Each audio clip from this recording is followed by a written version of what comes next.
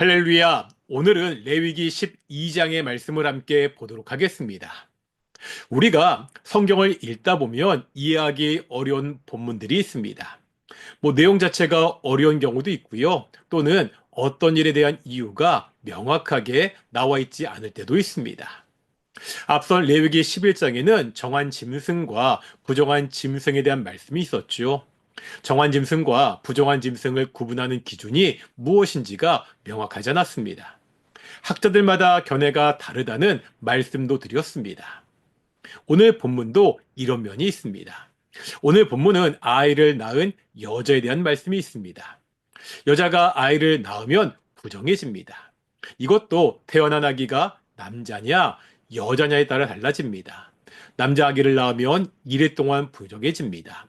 여자 아기를 낳으면 두 1회 동안 부정해집니다. 왜 여자가 아이를 낳으면 부정해지는지, 남자 아이와 여자 아이의 차이는 무엇인지 명확하지 않습니다.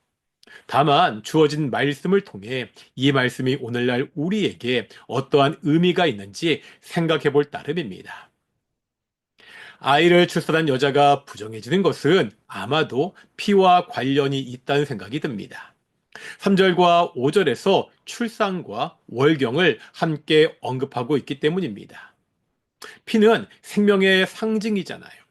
이 생명의 상징인 피가 몸에서 나가는 것이 안 좋은 것이라고 생각해 볼 수 있습니다.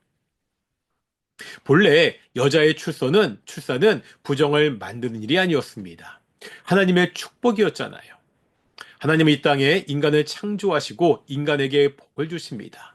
생육하고 번성하라고 하셨습니다. 여자는 이 하나님의 축복에 따라 아이를 낳는 축복받은 존재였습니다.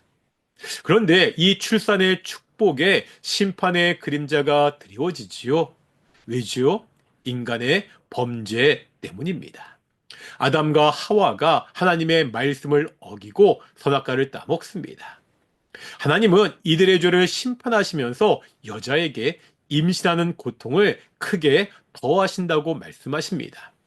뿐만 아니라 지금 본 것 같이 오늘 본문에 보면 그 아기를 낳는 일을 통해서도 부정하게 됩니다. 아이를 낳는 하나님의 축복 그 자체는 지속되지만 이 축복이 심판과 함께 되게 된다는 거지요. 인간의 죄가 하나님의 축복을 왜곡시키고 말았습니다.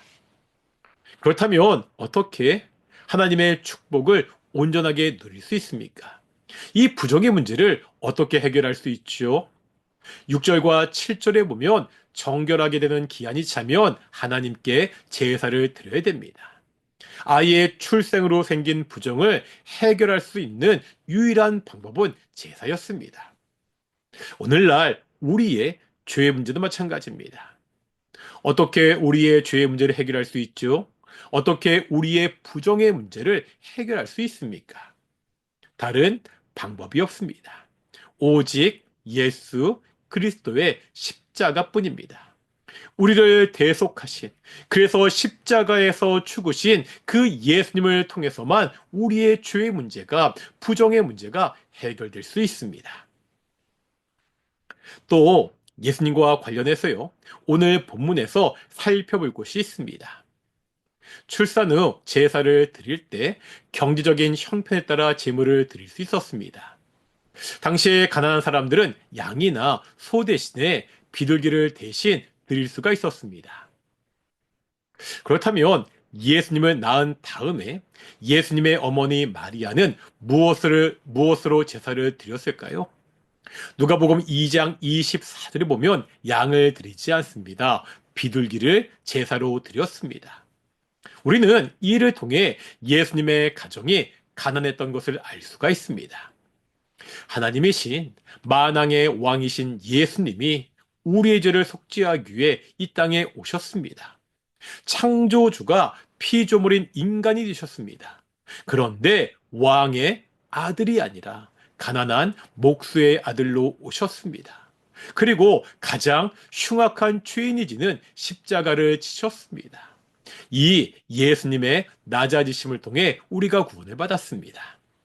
오늘 다시 한번 우리의 죄를 대속하기 위해서 이렇게까지 낮아지신 그 예수님을, 그 사랑을 묵상하는 귀한 시간이 되기를 소망합니다. 기도하시겠습니다.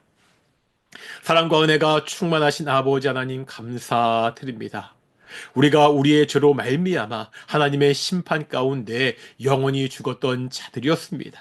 오직 하나님의 사랑을 통하여, 오직 그리스도 예수의 십자가를 통하여 우리의 모든 죄가 용서받고 우리가 이제 의로운 하나님의 자녀가 되게 하심을 정말로 감사드립니다.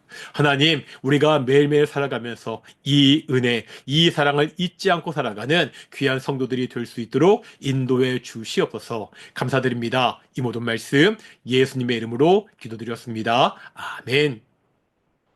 마치겠습니다. 샬롬.